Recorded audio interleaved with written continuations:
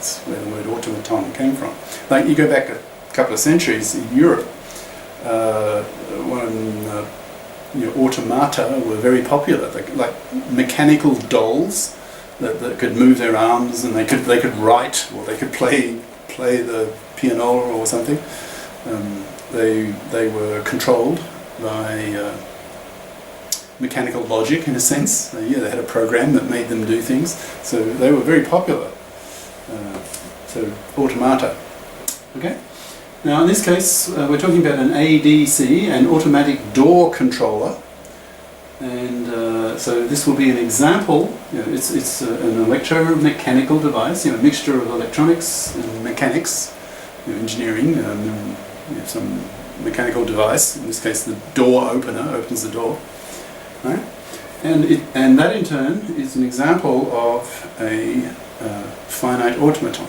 So in talking about this ADC, this automatic door controller, in terms of states and inputs and stuff like that, it'll become familiar as we get into it. You'll see it's a very simple example of a finite automaton.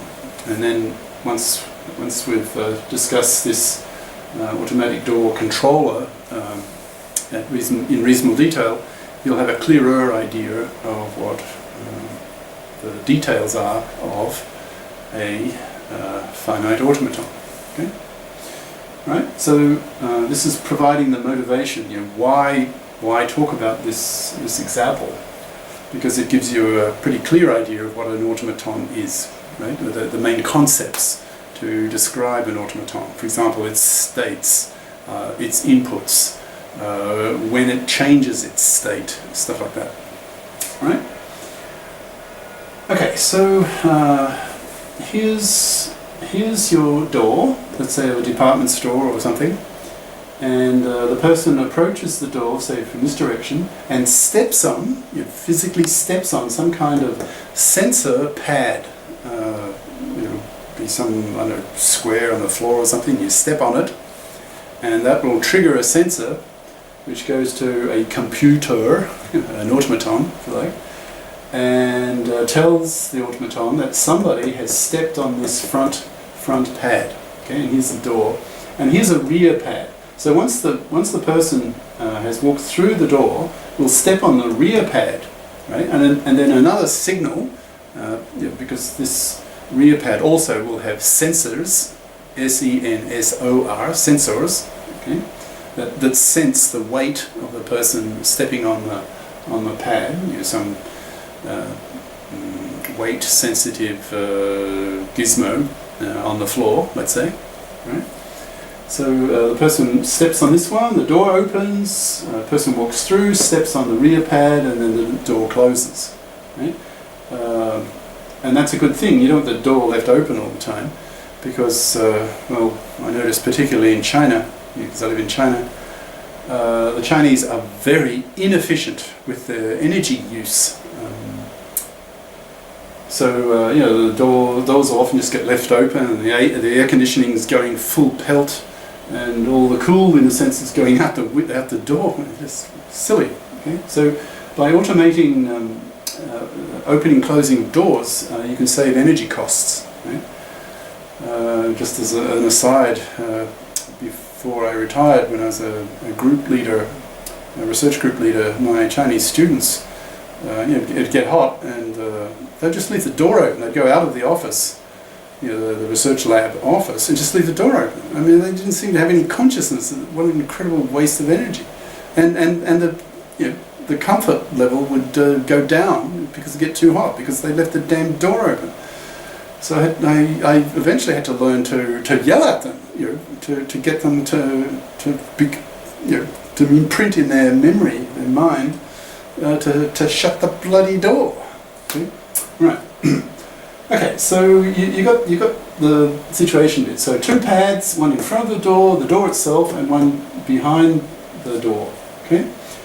So person steps on this one, the door opens automatically. The person steps on this pad, and that sends a signal in both cases. The signal goes to the automaton, which makes the door open. Okay, and then the person steps on the rear pad, going through, and that sends a signal to close the door. Okay? But things get a bit complicated. What happened if two signals happen together?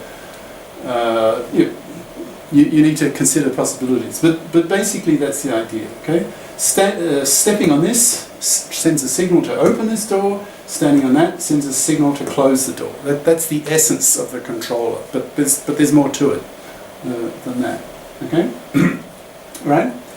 Now, so instead of just calling it an ADC, automatic door controller, we'll just call it a controller from now on, right? It gets a bit tedious. So we'll just talk about the controller, meaning the automatic door controller that opens and closes the door, this door here. Now, an automaton, an AKA, also known as a synonym, if you like, of a finite state machine, an automaton, is a finite state machine. So it has a finite number of states. And what's a state again? Well, it's a description of the condition of the machine, if you like. Now, this controller of this door, it has two states. Open, so it'll be in state open, and that will correspond to the door being open. Right?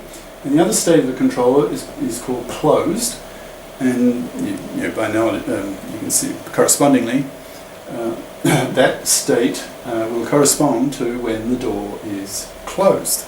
Okay, so your controller is a two-state, so obviously finite. So it's a two-state controller. Okay. All right. Now, the state in an automaton, states get switched from one to another. In this case, there's only two, so it's just from one to the other. We're talking a very simple example here, right? To just get you familiar with terminology, technical words used, and concepts, and then we can step by step get progressively more complicated examples. But we're trying to learn the concepts at the moment. Okay, all right. So an automaton will have certain states, and signals will come in of various kinds. And depending on what state that automaton is in at the moment, and what the signal coming in is, it will then change its state from usually from one state to a different state. Sometimes it might change its state back to itself, the same state. In other words, it doesn't do anything. Okay, so we need to talk about signals that come in. Or like inputs, call them inputs, let's say. Now in this case, for the door controller, there may be four possible input conditions or input type signals. Now I've run out of the session, you may, I'll read them out, we'll do this next session, but one input signal might be just front, and what that means is that somebody has stepped on the front pad. Okay, so that would send an input signal to the controller front. Okay, someone has stood on this front pad. Rear would be another signal. That means somebody stood on the rear pad here. Okay, both. That's another signal. That's a possibility that somebody's stepping on this one and stepping on that one. That could happen, especially when a lot of people going through the door. It's possible. One person may step on this and then this, but another person's coming and stepping on that. So it's possible you have signals from both. So that kind of signal is called both. Right? So that's the third one. And then there's a fourth one when there's no signal from either. Okay?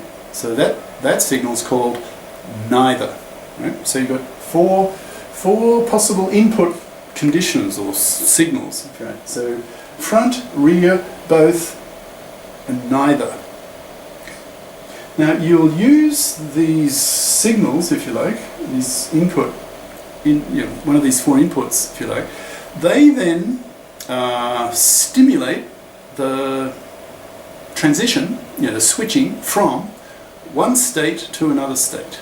Okay, now you're starting to get into the nitty-gritty and the essential features of an automaton, right? So states and input signals, and those input signals switch the state. Well, depending on two things. Now, I'm jumping ahead a little here, but it's interesting. So the state will receive an input, and depending on what state it's currently in and which input signal it is, it will then switch to another state. Okay? Now we'll do all this formally in mathematical terms and use set theory and graphs, and that's all in the future. But the essential idea is states and input signals. So the automaton is in a certain state, current state, the state now. Okay, an input signal comes in, and depending on what the state is now, and depending on what the input signal is, using those two factors together, a decision gets made by the controller, usually by looking up a table, of what the next state is. Okay? So the next state is a function then of two inputs, two things. The current state and the input signal. Okay? That's sort of the guts, what I've just told you, is the guts, the essence of an automaton. Okay, well, I'll stop there and change the camera angle and move on to the next session.